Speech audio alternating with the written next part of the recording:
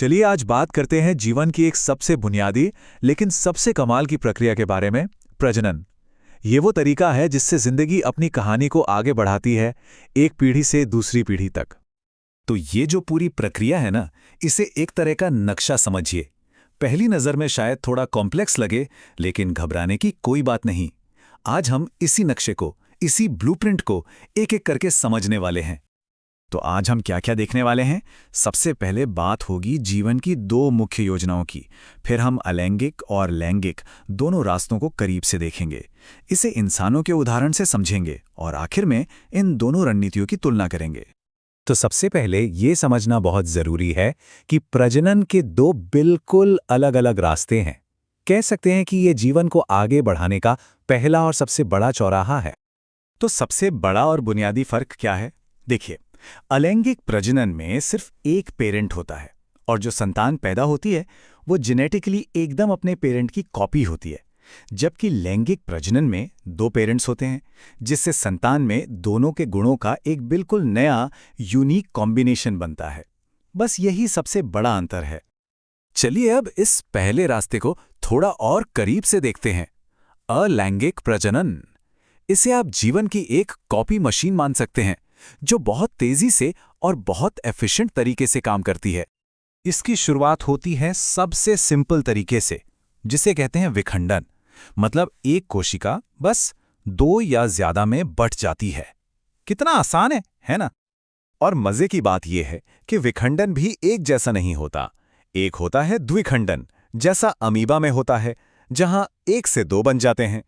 लेकिन फिर आता है बहुखंडन, जैसा मलेरिया फैलाने वाले प्लाज्मोडियम में होता है, जहां एक ही बार में कई सारी संतानें बन जाती हैं।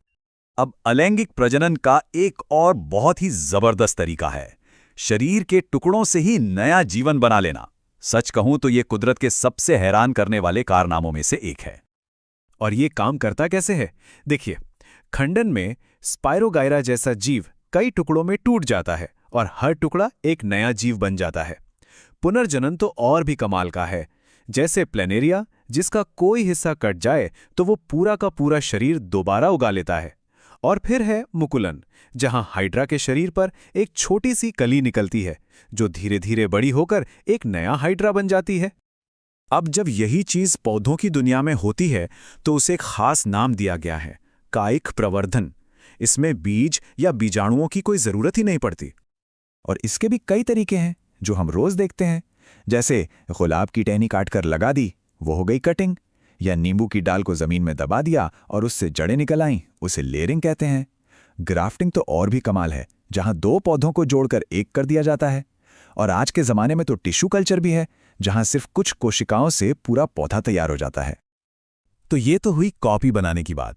अब चलते हैं दूसरे रास्ते पर, जो थोड़ा ज्यादा कॉम्प्लेक्स है, लैंगिक प्रजनन। ये समझिए जीवन का डिजाइन स्टूडियो है, जहां हर बार कुछ नया बनता है, नए कॉम्बिनेशंस तैयार होते हैं। और लैंगिक प्रजनन को समझना हो तो सबसे अच्छी शुरुआत होती है एक फूल से। ये फूल सिर्फ खूबसूरती के लिए नहीं होते, ये तो असल में पौधों की पूरी रिप्रोडक्शन मशीनरी का सेंटर हैं। एक फूल के अंदर ही अक्सर नर और मादा दोनों हिस्से होते हैं। पुंकेसर, जो नर हिस्सा है, वो बनाता है परागकण, और स्त्री केसर, जो मादा हिस्सा है, उसके अंदर होते हैं बीजांड, जहां आगे चलकर बीज बनता है। तो ये काम होता कैसे है? देखिए, सबसे पहले परागकण बनते हैं, फिर ये हवा, पानी या कीड़ों के जरिए स्त्री केसर तक पहुंचते हैं। इसी को परागण या पॉलिनेशन कहते हैं। और आखिर में परागकण बीजांड तक पहुंचकर उसे फर्टिलाइज करता है। बस इसी से फल और बीज बनते हैं। पौधों से आगे बढ़कर अब इस बात को इंसानों के केस में समझते हैं। यहां भी बेसिक सिद्धांत तो वही है, लेकिन हां, प्रक्रिया कहीं ज्यादा पेचीदा हो जाती है। तो इंसानों में दो तरह की यौन कोशिकाएं होती हैं।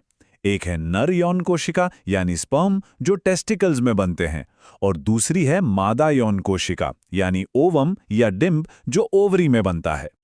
और जब ये दोनों कोशिकाएं मिलती हैं तो उसे कहते हैं फर्टिलाइजेशन। इसके बाद जो फर्टिलाइज्ड अंडा है वो यूटेरस यानी गर्भाशय में जाकर चिपक जाता है। इसे इम्प्लांटेशन कहते हैं। और बस यहीं से शुरू होता है गर्भकाल यानी बच्चे के विकास का समय। और देखिए, जब हम इस बायोलॉजी को समझते हैं तो हमें जन्म नियंत्रण के तरीके भी समझ आते हैं, जैसे ट्यूबेक्टमी जो महिलाओं में की जाती है और वेसेक्टमी जो पुरुषों में होती है। ये दोनों ही फर्टिलाइजेशन के रास्ते को रोकने के सर्जिकल तरीके हैं। और आज का विज्ञान तो इतना आगे बढ़ गया है कि आईवीएफ जैसी तकनीकें आ गई हैं, जहां फर्टिलाइजेशन की ये पूरी प्रक्रिया शरीर के बाहर एक लैब में की जाती है। ये रिप्रोडक्टिव साइंस का एक बहुत बड़ा अचीवमेंट है। तो हमने जीवन की दो अलग अलग रणनीतियां देखी, एक जो कॉपी बनाती है और दूसरी जो कुछ नया बनाती है। चलिए अब दोनों को आमने सामने रखकर देखते हैं। तो निचोड़ क्या है? अलैंगिक प्रजनन तेज है, कुशल है, इससे आबादी बहुत तेजी से बढ़ती है। वहीं दूसरी तरफ लैंगिक प्रजनन धीमा है, कॉम्प्लेक्स है, लेकिन इसका सबसे बड़ा फायदा है जेनेटिक वेरिएशन यानी विविधता। और यही विविधता किसी भी प्रजाति को बदलते हुए माहौल में जिंदा रहने की ताकत देती है। और ये हमें एक बहुत ही दिलचस्प सवाल पर लाकर खड़ा कर देता है कि अगर अलैंगिक तरीके इतने तेज और एफिशिएंट हैं, तो फिर लैंगिक तरीके इतने आम क्यों हैं? क्या लंबे समय तक सर्वाइव करने के लिए विविधता पैदा करना कॉपी बनाने से ज्यादा जरूरी है? ये एक बड़ा सवाल है जिस पर सोचना बनता है।